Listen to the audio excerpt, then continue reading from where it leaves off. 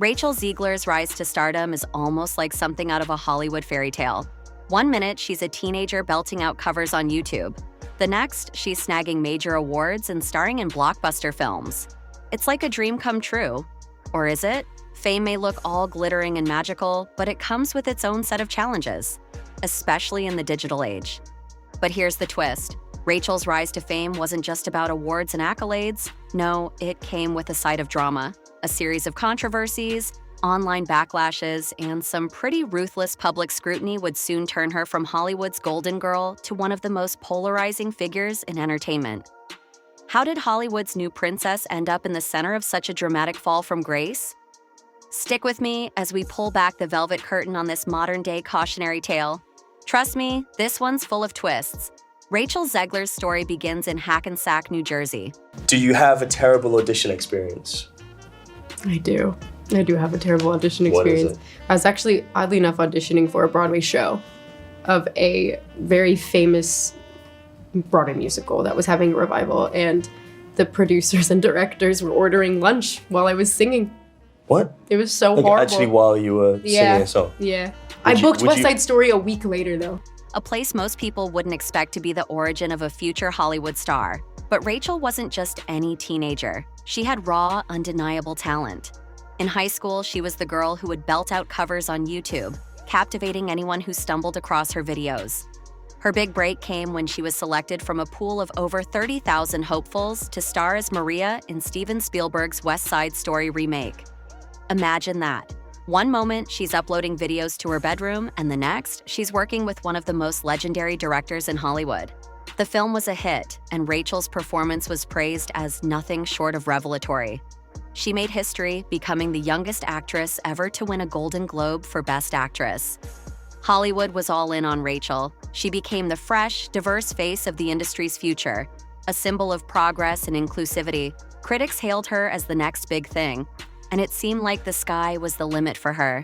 But then, fame came with its fine print. And boy, was that print tiny.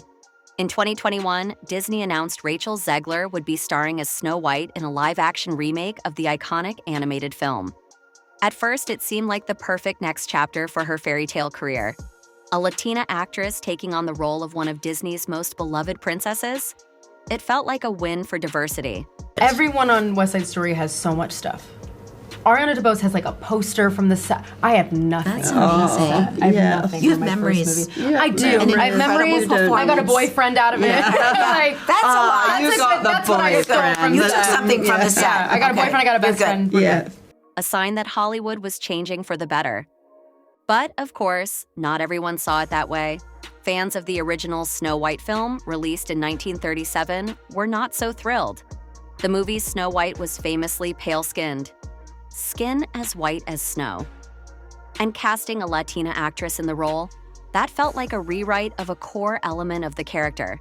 The backlash was swift and loud. The internet exploded with memes, arguments, and debates about whether Disney was pushing diversity for the sake of diversity. Then Rachel made a comment that would throw gasoline on the already blazing fire. When asked about the criticism, she boldly declared, "I'm not going to bleach my skin for this role." While some fans applauded her confidence, others felt that the comment was dismissive.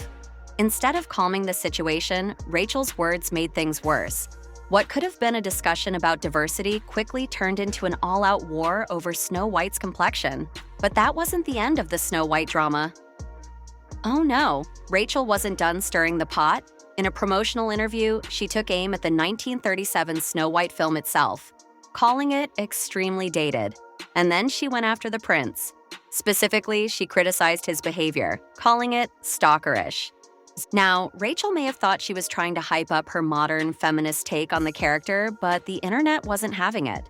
Fans of the original film felt insulted. For them, Snow White and the Seven Dwarfs was more than just a movie. It was a cornerstone of childhood nostalgia. And to have the star of the live-action remake trash the film? That hit below the belt. Memes flooded social media.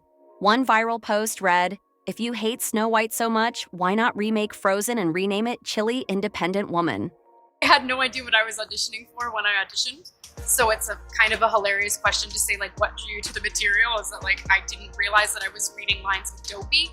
it said like Jeff and Amy were reading lines. And then our director, Mark Webb, on Zoom was like, and then Dopey's gonna look at you and whistle. And I took a pause and realized what I was auditioning for.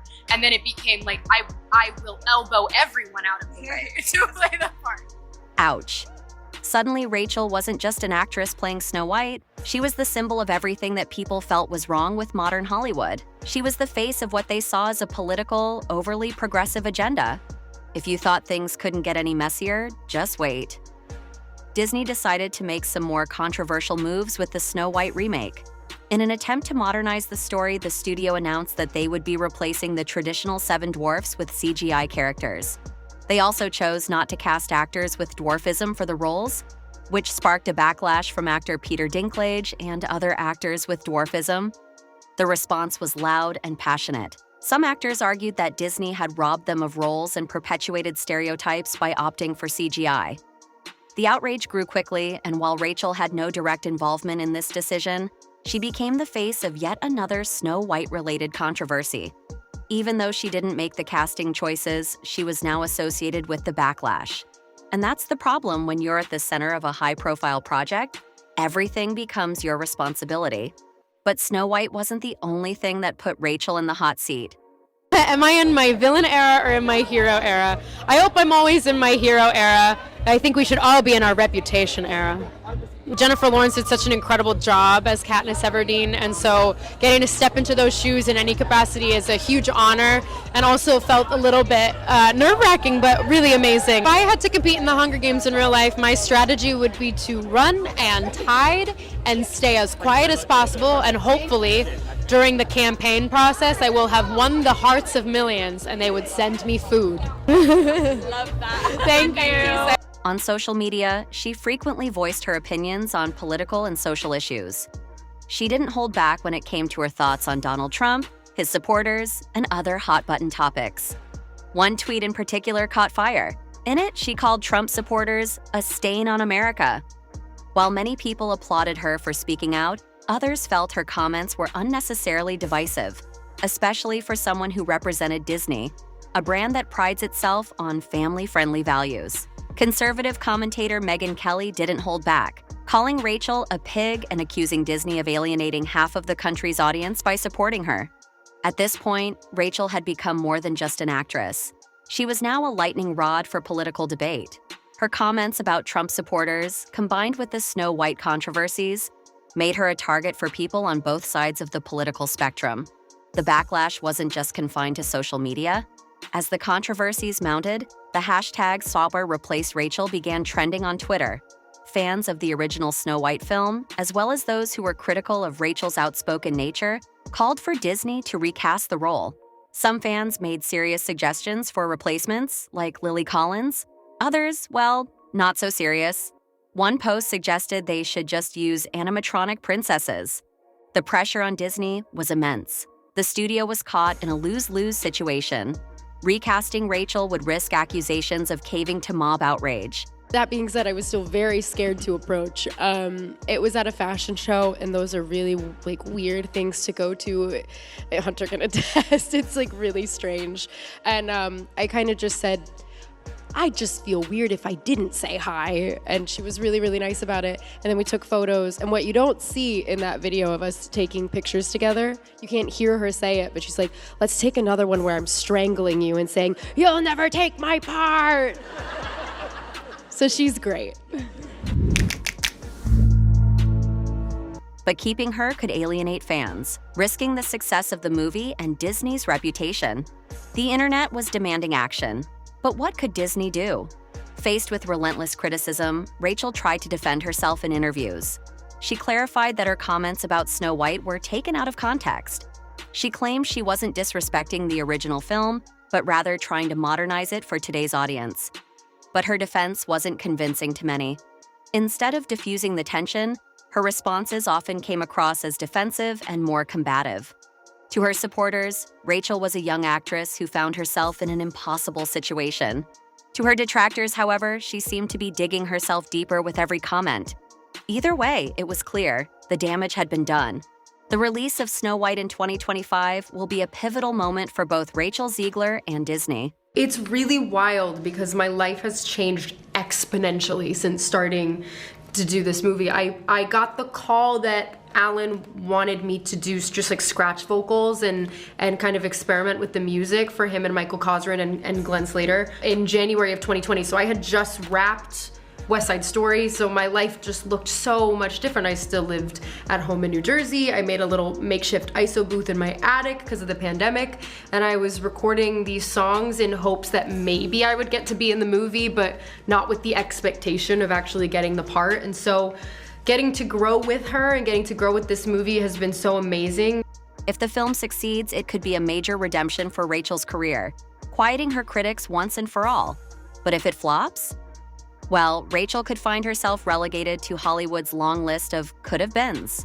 For Disney, the stakes are just as high. The film's success or failure will shape how the studio navigates modern controversies in an era where every decision is scrutinized on social media. Rachel Zegler's journey from rising star to polarizing figure is a cautionary tale for the digital age.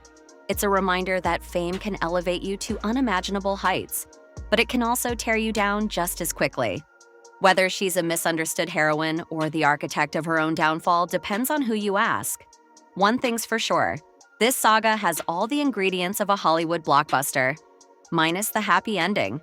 So what do you think? Was Rachel Zegler unfairly targeted, or did she write herself into this tragic script? Drop your thoughts in the comments, and if you liked today's video, make sure you like, subscribe, and hit the bell for more. See you in the next one. Peace.